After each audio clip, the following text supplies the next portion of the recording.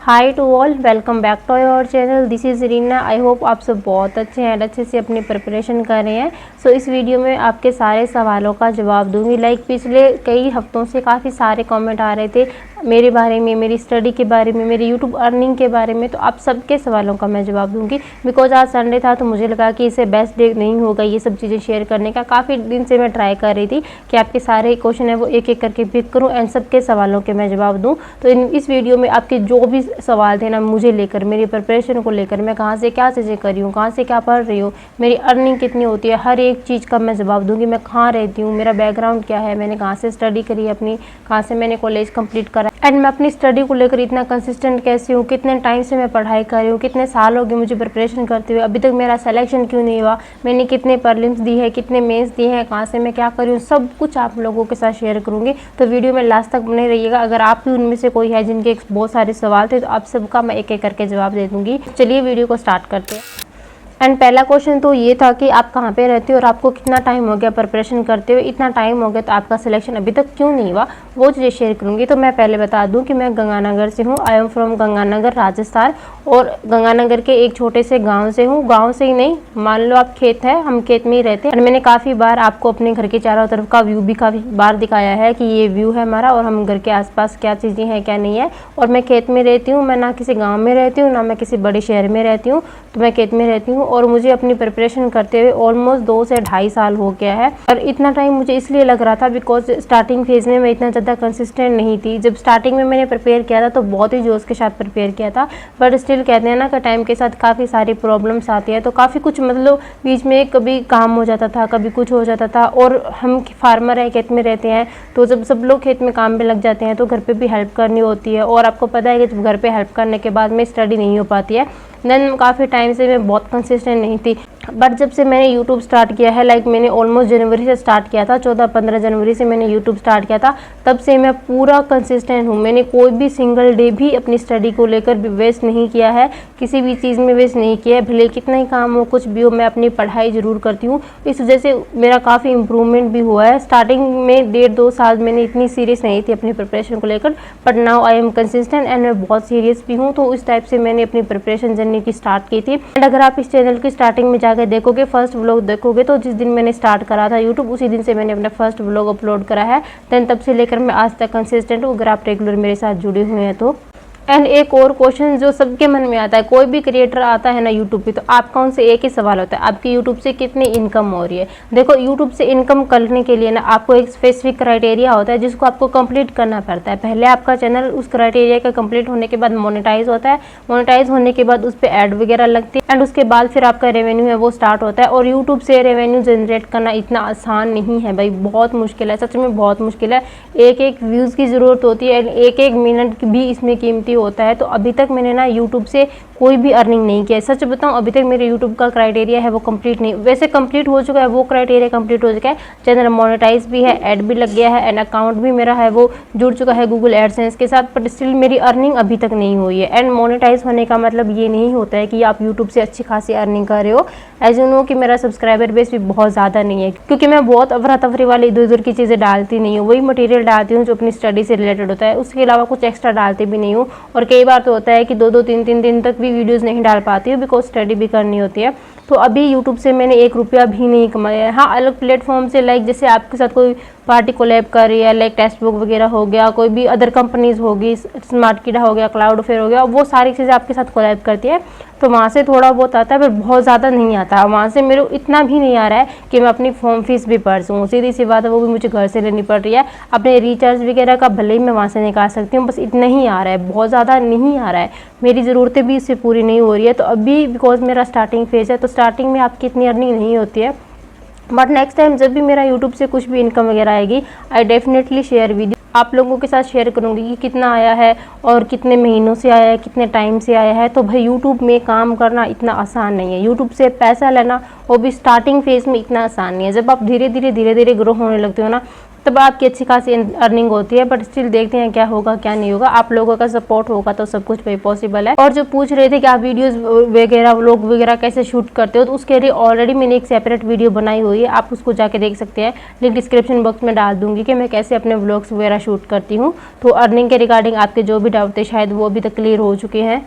And एक comment ये भी था कि आपके घर में वाईफाई लगा है क्या, आपको बहुत ज़्यादा नेट जाता होगा वीडियोस वगैरह अपलोड करने में। तो हाँ, मैंने अपने घर में जियो फाइबर लगवाया है। लाइक वो होता है ना ट्रायल वाला, वो वाला मैंने लगवाया है। अभी तक बहुत ज़्यादा कॉस्टली भी नहीं है, ऑलमोस्ट वो 1100 रुपये के लिए मैंने लगवाया था और उसकी 2 मंथ वैलिडिटी है और 1000 GB उसमें डेटा है, तो चल जाता है। 1000 GB बहुत होता है। मुझे इतना भी कुछ मैं नहीं हूँ कि मेरे को 3-3 4-4 घंटे को भी वीडियोस अपलोड करनी है, 10-15 मिनट की करनी होती है। तो मैं अच्छे से प्रॉपर पढ़ाई भी कर पाती हूँ और नेटवर्क का कभी कोई इशू नहीं रहता है। उसका जो आगे मंथली रिचार्ज होगा फर्स्ट वैलिडिटी खत्म होने के बाद में वो ऑलमोस्ट 500 या 600 रुपये तक का होगा, इतना ही रिचार्ज होगा। तो बहुत सारा नेट भी उसमें बचा जाता है। एंड हमारे घर में तो इतने सारे फ़ोन है ना, तो सभी चलाते हैं, तो होगा कि काफ़ी रिचार्ज का पैसा भी बच जाता है। और जो वहाँ रिचार्ज हम अलग अलग करवाते थे वो एक साथ इस वाईफाई में करवा लेते हैं। तो इस हिसाब से है कि हाँ, मेरे घर में वाईफाई लगवाया और अभी लगवाया मैंने, ऑलमोस्ट 20-25 दिन हुए हैं। एंड टीचर्स डे पे आपको पता है कि मैंने एक आपकी पोस्ट डाली थी टीचर्स डे की, वहाँ पे हर्षद सर थे, वरुण सर थे, स्मृति मैम थी, तो इन सब के साथ मेरी फ़ोटोज़ भी थी। तो आप लोग पूछ रहे थे ना कि आप सर से कब मिले, तो सर एक बार इवेंट में आए थे, गंगानगर इवेंट में आए थे। वो लर्निंग नीति का ऑफलाइन कोचिंग ली थी उन्होंने, पहली बार कहीं उन्होंने 2 दिन की ऑफलाइन कोचिंग रखी थी। तो उस कोचिंग में मैं भी गई थी, मतलब आए थे तो मेरा मन था कि मैं जाऊँ specially for Varun Chitra sir, तो सर से मिलूँ। तो मैं वहाँ पे मिली थी और मुझे बहुत अच्छा लगा था। और स्पेशली सर से काफ़ी बार बात भी हो जाती है, तो मतलब हाँ, उनसे मिल लिए थे। हर्षद सर से तो इतना ज़्यादा कांटेक्ट नहीं था, पर हाँ वरुण चित्रा सर को बहुत अच्छे से जानती हूँ और शायद सर भी जानते ही होंगे मुझे। तो वहाँ पे इवेंट में उनसे मिली थी और ऑलमोस्ट साल हो गया उस चीज़ को। जब मैंने यूट्यूब स्टार्ट करा था उसके कुछ ही दिन के बाद में इवेंट लगा था, देन वहाँ पर मैं गई थी। और अगर आप मेरे शॉर्ट्स वगैरह में जाके देखोगे तो वहाँ पर मैंने उस इवेंट की कुछ क्लिप्स भी डाली हुई है सर के पढ़ाते हुए, हर्षद सर की, लाइक कपिल सर की। कपिल सर भी थे वहाँ पे, कपिल सर से भी मिली थी, स्मृति मैम से भी मैं मिली थी। देन आप मुझे वहाँ पे जाके देख सकते हैं। तो मैं उनसे वहाँ उस इवेंट में मिली। एंड एक कमेंट ये था कि आप अपनी स्टडी कर रहे हो तो आपका उठने का रूटीन क्या है, आपका सोने का रूटीन क्या है, आपके पूरे दिन का रूटीन क्या है, आप ज़्यादा रात में पढ़ाई करते हो या आप ज़्यादा दिन में पढ़ाई करते हो।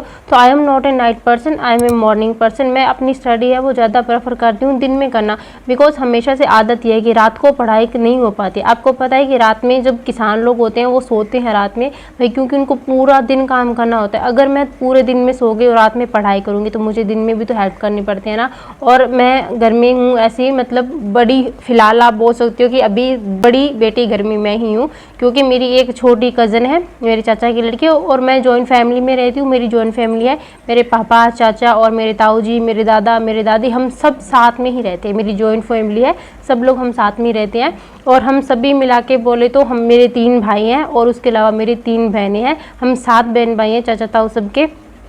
और मेरी जो 2 बड़ी बहनें हैं उनकी शादी हो चुकी है और मेरे तीनों जो भाई है वो बाहर गंगानगर में ही रहते हैं, वो अपनी पढ़ाई वहीं पे करती है। मुश्किल से 2-3 महीनों में वो एक दिन घर आते हैं। तो आप बोल सकते हो मैं और मेरी जो छोटी कज़न है हम 2 ही घर में रहते हैं। वो भी कई बार कॉलेज चली जाती है, पहले तो उसका स्कूल हुआ करता था, अब वो कॉलेज में है तो वो कभी कॉलेज चली जाती है। देन घर में फिर मैं ही रहती हूँ। अगर मैं ही दिन में सो जाऊँगी रात को पढ़ के तो भाई फिर पता है घर पर कोई आता भी है, कोई गेस्ट भी आता है, चाय पानी भी देना होता है। तो ये सारी जिम्मेदारी जो है वो मेरी और मेरी छोटी बहन की है, तो हम दोनों ही हैंडल करते हैं। तो मैं जो मॉर्निंग में अर्ली मॉर्निंग उठ जाती हूँ, मैं बहुत लेट नहीं उठती हूँ। ऐसा नहीं है कि 7-8 बजे तक सो रहे हैं, और आपको पता है कि गांव में कोई 7-8 बजे तक नहीं सोता है। और मुझे याद भी नहीं है कि कभी मैं सूरज उगने के बाद में भी उठी हूँ।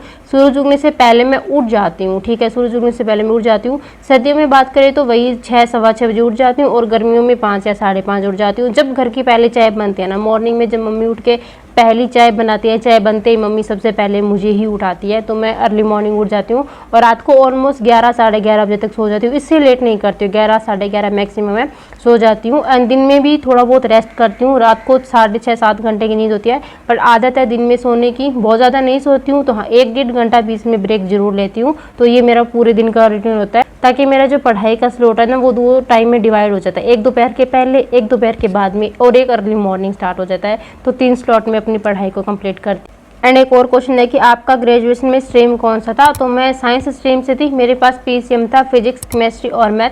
और जो मैंने अपनी ग्रेजुएशन है वो 2022 के लास्ट दिसंबर में कंप्लीट करी थी, क्योंकि कोरोना के बाद में एग्ज़ाम हुआ था और सेकंड ईयर में तो हमें प्रमोट ही कर दिया गया था। सेकंड ईयर के एग्ज़ाम तो मैंने दिए ही नहीं है, डायरेक्ट प्रमोट हुए थे। एंड फाइनल के एग्ज़ाम दिए थे वो 2022 में दिए थे एंड दिसंबर तक आके उसका रिजल्ट आया था। देन 2023 से मैंने अपनी प्रिपरेशन स्टार्ट करी थी, तो उस हिसाब से मैं कर रही हूँ। और जो मैंने पहला अपना IBPS का एग्ज़ाम दिया था, IBPS क्लर्क का दिया था, वो भी दिसंबर में हुआ था, क्योंकि कुछ टाइम पहले ही रिजल्ट आ गया था। तो रिजल्ट आते ही फिर मैंने IBPS का फॉर्म अप्लाई कर दिया था, वो देखने के लिए एग्ज़ाम कैसा होता है कैसा नहीं होता है। तो पहला जो एग्ज़ाम था मैंने IBPS क्लर्क का दिया था और 2022 के दिसंबर में दिया था, ऑलमोस्ट 2023 आ ही गया था उस टाइम, तो ये मैंने दिया था। और जो मैंने अपनी ग्रेजुएशन है वो ज्ञान तृप्ति कॉलेज से की है। यहाँ पे अनूपगढ़ में पास में एक कॉलेज है, तो वहाँ पे मैं रेगुलर स्टूडेंट थी, डेली बेसिस पे जाती थी। एंड मेरी जो ग्रेजुएशन में परसेंटाइल है वो 59 पॉइंट समथिंग है, आपको मैं यहाँ पे स्क्रीन पे मेंशन कर दूंगी। अगर मेरे को 1 या 2 नंबर और मिल जाते तो मेरी 60% पूरी हो जाती और मैं फर्स्ट डिवीजन से पास होती, बट स्टिल सेकंड डिवीजन थी। बट कोई ना, क्योंकि कोरोना का टाइम था और क्लासेस हुई नहीं थी, कॉलेज तो गए नहीं थे, फाइनल में खुद से ही करा था सब कुछ और उतना कुछ खास फ़ोन वगैरह भी नहीं था करने के लिए, तो जैसे तैसे बस पास हो गए। एंड एक कमेंट है कि आपने IBPS क्लर्क और SBA क्लर्क कहाँ से अप्लाई किया है और IBPS RRB आप कहाँ से अप्लाई करोगे। तो जो IBPS क्लर्क है वो मैंने पंजाब से अप्लाई किया और जो SBA क्लर्क है वो मैंने गुजरात से अप्लाई किया और RRB जो है वो मैं राजस्थान से ही अप्लाई करूँगी, बिकॉज इस बार राजस्थान में अच्छी खासी वैकेंसी है और शायद ही कभी इतनी देखने को मिली थी, शायद आगे भी इतनी कभी देखने को ना मिले, तो अभी मैं राजस्थान से अप्लाई करूँगी। और कुछ पूछ रहे थे कि आपने गुजरात से क्यों अप्लाई किया, कि आपको गुजराती आती नहीं। एंड LPT में ना बहुत ज़्यादा कुछ नहीं होता है। मेरे कुछ जो साथ में पढ़ने वाले थे, मेरे क्लासमेट थे, वो 1-2 स्टूडेंट हैं, उन्होंने जॉब लगी है उनकी गुजरात में, वो वहाँ से करे हैं, तो उनसे मैंने पूछा, वो कहते इतना कुछ नहीं होता है, आपको प्रॉपर टाइम दिया जाता है 1.5-2 महीने का, आप थोड़ा बहुत भी लिखना बोलना सीख लोगे ना, थोड़ा बहुत भी माइनर सा, तो भी काम चल जाएगा। तो देन जब रिजल्ट आएगा ना तो उस टाइम सीख लेंगे, कोई ज़्यादा इसमें बड़ी बात नहीं है। जैसे पंजाबी सीखी थी, वो कौन सा कभी आती थी कभी पढ़ी थी, पंजाबी सीखी थी 10th में मेरे पास पंजाबी थी, लाइक वैसे गुजराती है, तो 1 महीना 15 दिन करेंगे ना तो सीख जाएंगे, इसमें कोई प्रॉब्लम नहीं है। एंड एक कमेंट ये है कि आपका कोई अलग से ग्रुप है, कोई टेलीग्राम ग्रुप या व्हाट्सएप ग्रुप, अगर नहीं है तो आप बना लीजिए ताकि सब जगह अवेयरनेस रहे, सब स्टूडेंट आपके साथ जुड़ सकें। तो ऑलरेडी मेरा एक टेलीग्राम चैनल ग्रुप है जिसका लिंक आपको डिस्क्रिप्शन में दिया हुआ है, और तो मैं कमेंट में भी पिन कर दूंगी। टेलीग्राम चैनल ग्रुप है, कोई व्हाट्सएप ग्रुप वगैरह मैंने नहीं है, जहाँ पे मैं डेली वाले अपडेट शेयर करती हूँ, अपने नोट्स वगैरह शेयर करती हूँ, जो भी इंपॉर्टेंट PDF वगैरह होती है वहाँ शेयर करती हूँ। एंड आप लोगों के काफ़ी सारे डाउट होते हैं वहाँ पे, काफ़ी सारे एस्पिरेंट जुड़े हैं, काफ़ी डाउट भी होते हैं उनके, तो उनसे भी पूछती हूँ। एंड मेरी भी बहुत हेल्प होती है, सब स्टूडेंट मेरी भी बहुत ज़्यादा हेल्प करते हैं। मुझे कोई भी प्रॉब्लम होती है, कहीं भी कोई भी चीज़ चाहिए होती है, कुछ भी दिक्कत होती है, अपनी स्टडी से रिलेटेड कोई भी प्रॉब्लम होती है, तो सब स्टूडेंट वहाँ पे मेरी काफ़ी सारी हेल्प करते हैं। So thank you so much.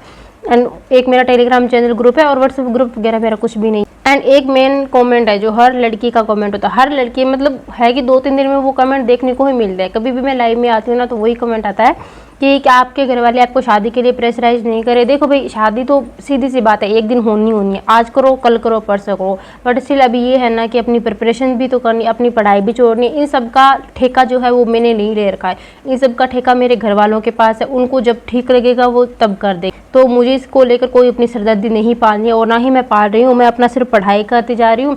जब होगी तब होगी यार, सीधी सी बात है, घर वालों की भी जिम्मेदारी होती है, एक एज के बाद शादी तो करनी होती है, देन वो जब करेंगे तब ठीक है। तो इस चीज़ को लेके आप इतना नेगेटिव मत सोचिए, उनको जो सही लगेगा वो करेंगे। अगर आपकी इच्छा है मन की पढ़ने की तो आप शादी के बाद भी पढ़ सकते हो, सीधी सी बात है। अगर आपकी नीयत ही नहीं है पढ़ने की तो आप बाद में भी नहीं पढ़ पाओगे। टाइम तो हर स्टूडेंट को निकालना ही पड़ता है जैसे तैसे है। तो ये सारी लाइफ हमेशा मिक्स ही चलती है, सब चीज़ें मिक्स ही चलती है।